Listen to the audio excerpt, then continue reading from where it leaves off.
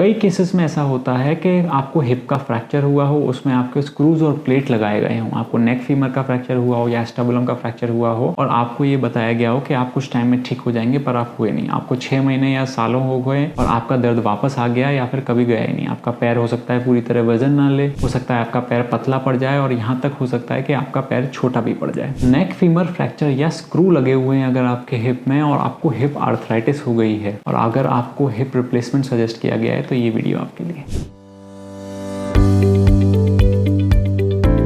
कई केसेस में ऐसा होता है कि आपको हिप का फ्रैक्चर हुआ हो, उसमें आपके स्क्रूज और प्लेट लगाए गए हों, आपको नेक फीमर का फ्रैक्चर हुआ हो या एस्टाबुलम का फ्रैक्चर हुआ हो और आपको ये बताया गया हो कि आप कुछ टाइम में ठीक हो जाएंगे, पर आप हुए नहीं। आपको 6 महीने या सालों हो गए और आपका दर्द वापस आ गया या फिर कभी गया ही नहीं। आपका पैर हो सकता है पूरी तरह वजन ना ले, हो सकता है आपका पैर पतला पड़ जाए और यहाँ तक हो सकता है कि आपका पैर छोटा भी पड़ जाए। ये है पोस्ट ट्रॉमेटिक एवेस्कुलर नेक्रोसिस या फिर post traumatic osteoarthritis of the hip joint. ऐसे कई सारे केसेस की हमने सर्जरी करी है जिनके हमें मेटल के पार्ट निकाल के हिप रिप्लेसमेंट करना पड़ा। अब सबसे इंपॉर्टेंट बात इसमें समझने की ये है कि कई लोग समझते हैं कि अगर हमारे प्लेट स्क्रू लगे हुए हैं तो हम MIS बिकनी या फिर MIS DA टेक्निक नहीं कर सकते। ऐसा नहीं है, क्योंकि हमारा सेंटर फॉर हिप सर्जरी सिर्फ हिप सर्जरीज में एक्सट्रीमली स्पेशलाइज करता है, तो हम ऐसे केसेस को भी बिकनी MIS से या MIS टेक्निक से कर देते हैं, जो कि बेस्ट टेक्निक होती है और उनको वापस से एक बहुत अच्छी लाइफ मिल सकती है। हिप बोन थोड़ी नोटोरियस होती है क्योंकि उसकी ब्लड सप्लाई रेट्रोग्रेड होती है, यानी उल्टी ब्लड सप्लाई चलती है, तो उसमें एवेस्कुलर नेक्रोसिस होने के चांसेस रहते हैं। अगर आपको ऐसी कोई तकलीफ हुई है